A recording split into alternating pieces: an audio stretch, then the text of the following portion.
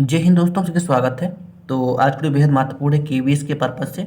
Interview के बहुत ही महत्वपूर्ण क्वेश्चंस हैं और अगर आप इन प्रश्नों को तैयार करके जाएंगे 100% आपकी जो इंटरव्यू है क्लियर हो जाएगा और बहुत ही अच्छे तरीके से क्लियर होगा। क्या कुछ टिप्स हैं और किस प्रकार के प्रश्न पूछे जाते हैं और अभी तक किस प्रकार के प्रश्न पूछे जा चुके हैं, वो सारे प्रश्न आपको इसमें मिलेंगे।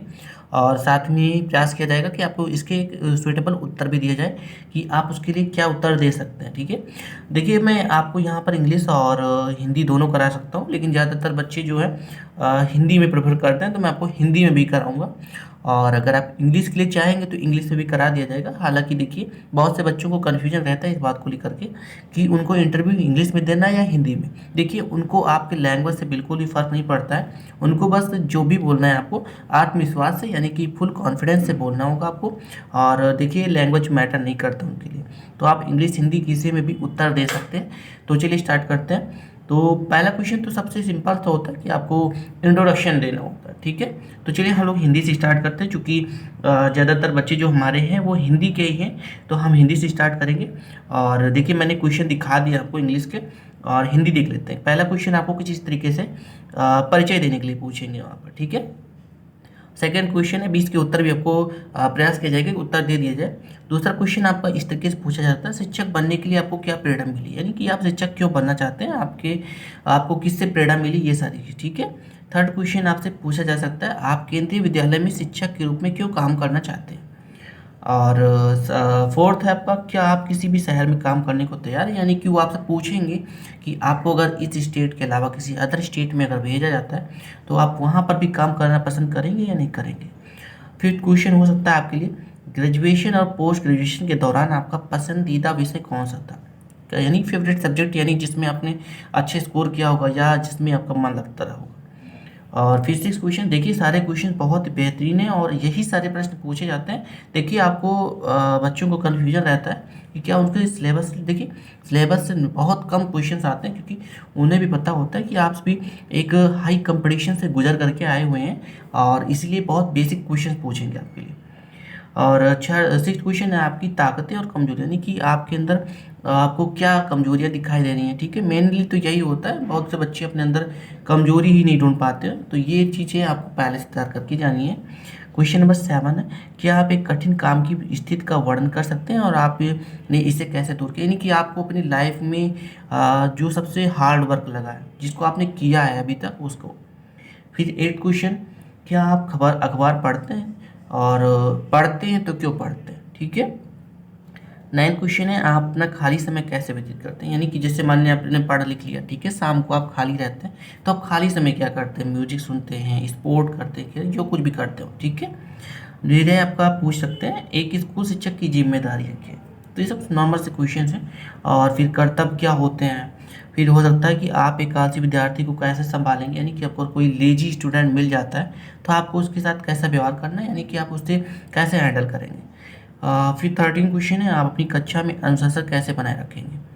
फिर है विदेश से आए छात्र की देखभाल आप कैसे करेंगे, यानी कि अगर आपका क्लास में कोई ऐसा छात्र है जो बाहर से थी नहीं अदर कंट्री से आया हुआ है, तो उसको आपको कैसे एक तरीके से देखभाल करनी होगी। फिर आपको पूछा जाएगा कि आपको कंप्यूटर की नॉलेज है या नहीं है, और अगर आपसे कहा जाएगा कि कंप्यूटर उपयोग करने के लिए तो आप उसको कर पाएंगे नहीं कर पाएंगे। ठीक है, फिर 17 क्वेश्चन है, देखिए प्रश्न सारे महत्वपूर्ण हैं, आपको सारे प्रश्न तैयार करके जाने हैं और यही सारे प्रश्न पूछे जाते हैं। और आप अपने अभी तक जितने भी इंटरव्यू देखेंगे सारे में ये लगभग यही प्रश्न रहते हैं, तो प्रश्न बिल्कुल तैयार करके जाएँ और इसके उत्तर भी आपको नेक्स्ट वीडियो में या इसी वीडियो में प्रयास करेंगे कवर करके दे दिया जाए।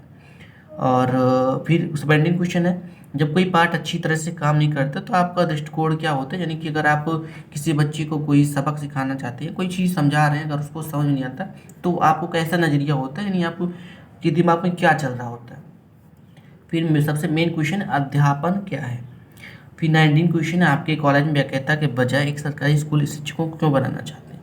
ठीक है, मिडिल स्कूल बनाने के पीछे क्या मकसद है, सीसीएस को लागू करने के फ़ायदे नुकसान। ठीक है, और साथ में एक प्रधानाध्यापक आप क्या गुण देखना चाहेंगे, यानी आपकी स्कूल के जो प्रिंसिपल होंगे, मान लिया आप ऐसा as a KVS priority teacher वहाँ पर ज्वाइन हो रहे हो, तो वहाँ पे जो प्रिंसिपल होंगे उसके अंदर आपको क्या क्वालिफिकेशन देखेंगे, यानी कि अगर आप भविष्य में उस पद पर पहुँचते हैं तो आपके अंदर क्या क्वालिफिकेशन होंगी, तो उस हिसाब से उत्तर आपको देने हैं। फिर 23 क्वेश्चन है, एक मध्य विद्यालय की शिक्षक की किया जिम्मेदारी। तो ये 23 क्वेश्चन बहुत ही ज़्यादा महत्वपूर्ण है और सारे प्रश्न आपको बिल्कुल अच्छे से तैयार करके जाने हैं। देखिए और भी बहुत सारे प्रश्न हैं, मैं आपको धीरे धीरे स्क्रॉल कर दे रहा हूँ।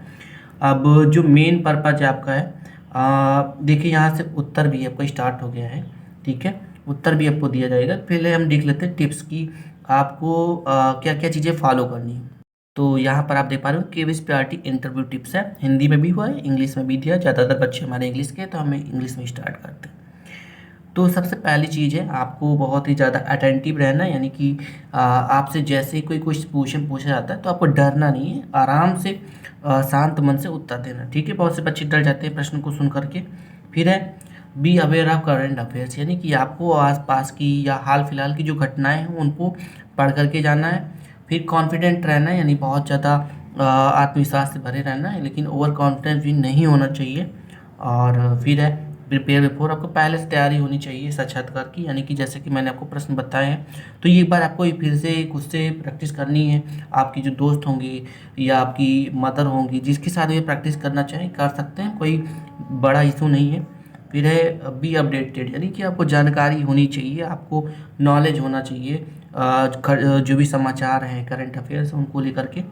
फिर है समय निष्ठ, पंक्चुअल होना चाहिए, ठीक है, हर काम को समय पे करना है, यानी टाइम से आपको वहाँ पहुँचना है। और जो भी उत्तर दिया जाएगा प्रयास करेंगे कि प्रश्न के पहले सुने अच्छे से, उसके बाद उत्तर दें।